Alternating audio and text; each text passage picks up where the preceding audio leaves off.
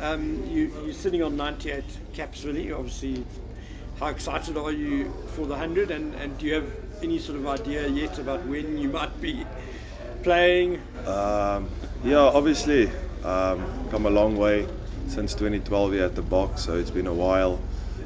For me, it's just excited to still see your name being read in the squad, and then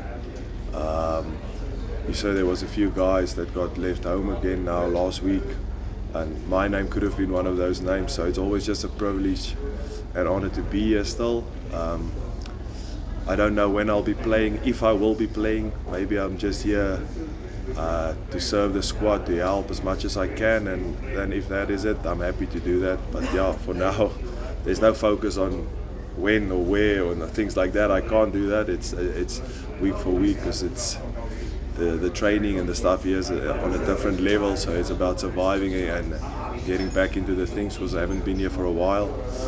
So now for me, it's just about fitting in, getting to the plan, buying in, and yeah, flying in a V formation.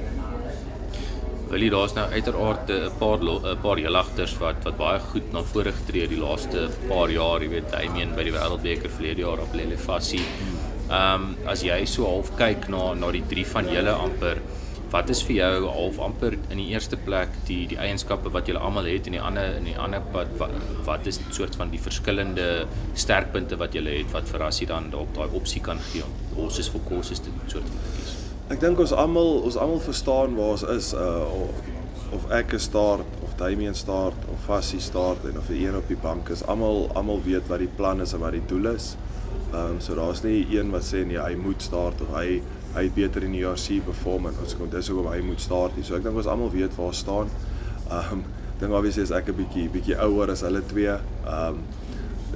Die manne is strike runners, hulle is steppers, Damian, hulle is finishers. Ek dink waar ek bietjie dalk meer anders is om weer 'n playmaker rol speel, waar hulle dit ook doen. Hulle het baie ander sterkpunte ook. So ja, soos ek dink die beste ding om te stel is, ek dink ons almal weet waar ons staan. Wie ever speel, die ander twee back om, die ander twee help hom. As jy op die bank is en jy kom op, weet jy wat hang af hoe die game situasie is. As 'n ou agter is, wat moet 'n ou dit doen? As 'n ou voor is, met hierdie game gaan seal.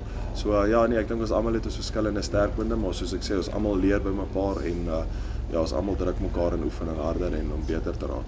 Daai playmaker rol waarna jy nou verwys het, is uiteraard een van jou amper waarvoor mense jou baie goed leer ken het, veral in die latere stadiums van jou loopbaan.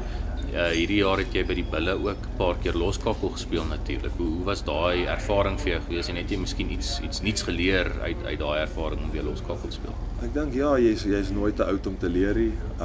Dit was bietjie anders te gewees. Waar jy die plays call op die regte plekke van die veld. As jy verkeerde een call, jy wil dalk hardloop in jou helfte, maar dit is dalk nie die regte call waar jy dalk moet skop.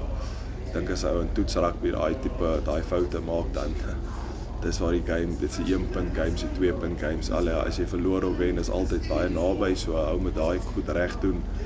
So ja, baie respek vir Tine wat al daai goed moet maak, en so waar hy op fullback die meer broader view van die dinge. Jy sien meer die spasie, jy try meer informasie gee vir die fly-offs. En as jy 10 speel en jy kry nie informasie van buite af hier, dan maak dit jou job soveel keer moeiliker. So nee, baie respek gekry vir die posisie, en ja, is definitief heeltemal anders, maar ja, soos ek sê, nooit te oud om te leer, en is my lekker. So waar ou moet speel, moet ou speel. Ek onthou aan die begin van jou loopbaan, jy weet by Griquas en veral by die Cheetahs, toe jy amper net op die toneel gekom het, as jy amper hierdie X-faktor speler.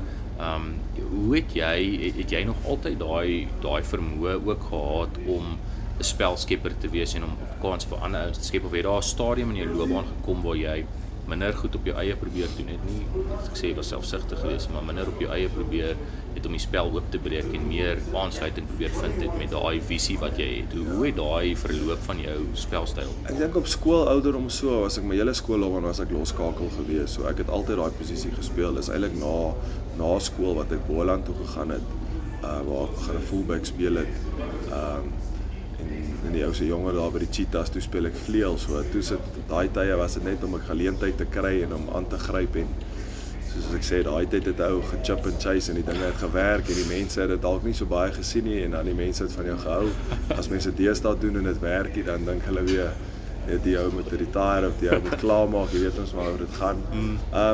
So ja, ek dink oor 'n latere, toe ek van Wasp af terugkom, ek het baie geleer by Wasp en my playmaking en my dinge dink ek het baie verbeter vanaf ek daar was en daar gespeel het in daai kondisies en saam met Danny Cipriani gespeel en ek het baie geleer by hulle Kurt Lipier en sulke manne daarso.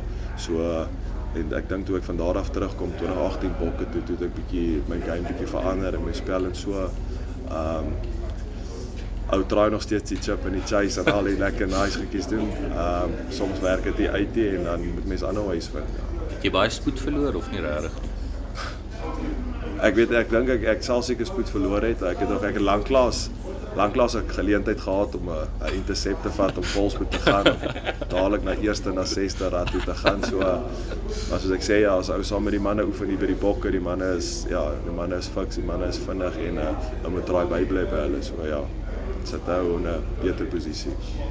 Phil, you mentioned training at the Springboks being at a whole different level.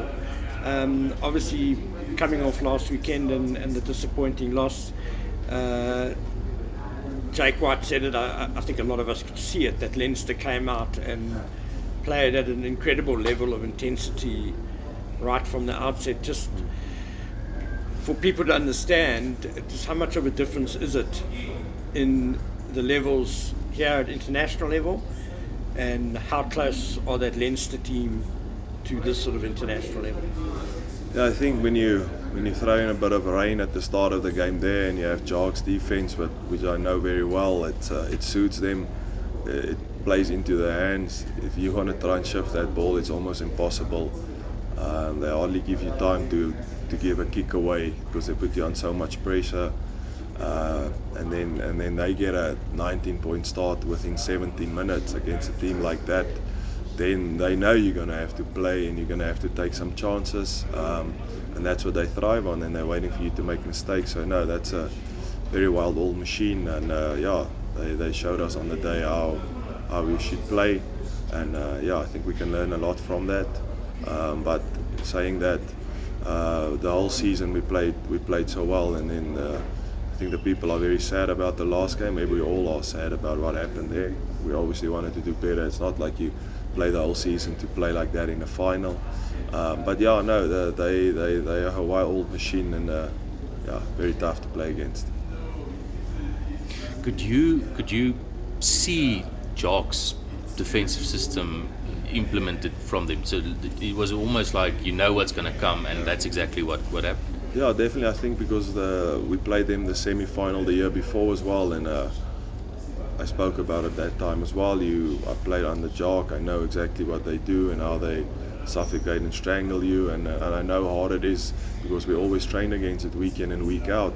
And then when you get to a final, the margins are so small. It's raining. You'd want to try and move the ball around. It's almost impossible. Yeah, so no, definitely could see Jark's influence there. Do you fancy a go at the Barbars at Newlands? Barbars rugby, I'm not sure, have you played for the Barbars? I think you have. Yeah, yes. Yeah. Just what obviously you did win, but how much fun is that encounter? Oh yeah, no, that's unbelievable week.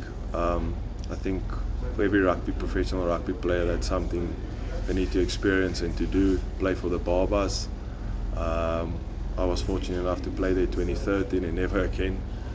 My first year at the Boks, I played there, and like I said, you never had the chance again. So hopefully one day when the time comes when you have to finish, I'll work in one more game there at the Barbars if they'll allow you to. But yeah, what a atmosphere it's going to be in Cape Town. You know, the people will come out, support.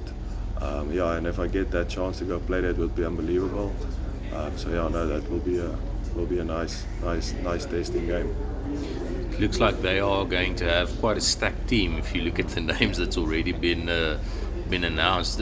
Verander dit amper half bietjie julle half ingesteldheid in die sin van daar's amper die gevaar dat dis so goeie span, daar is 'n kans dat ons eintlik kan verloor. Ons moet bietjie versigtiger wees of nie regtig. Obviously dis die eerste game van die seisoen ook. ons gaan uit, ons vat elke game soos hy kom. Jy kyk nie 'n week later, jy fokus jy nou op Italië nie, dit is nou die babas vir ons en dit was nog altyd so. Whether jy teen 'n small union gespeel het of 'n kleiner op die world rankings of hulle Canada as praat ek van in die World Cup of jy speel teen die All Blacks, die preparations en alles bly altyd dieselfde, so dit bly dieselfde vir die Barbarians. Jy vat niemand lig op nie, want jy weet, as jy nie opdaag daai dag, jy kan jy verloor. So nee, die manne gaan voluit in om goeie game te speel, alles te doen waarvoor ons geoefen het en dan vir die Bok-embleem te speel en vir die mense van Suid-Afrika. So nee, definitely nie lig opvat nie, dit kan ek jou beloof. Cool. Lekker. Dankie Willie. Thanks, Billy. All the best for the season. Yeah. Dankie baie.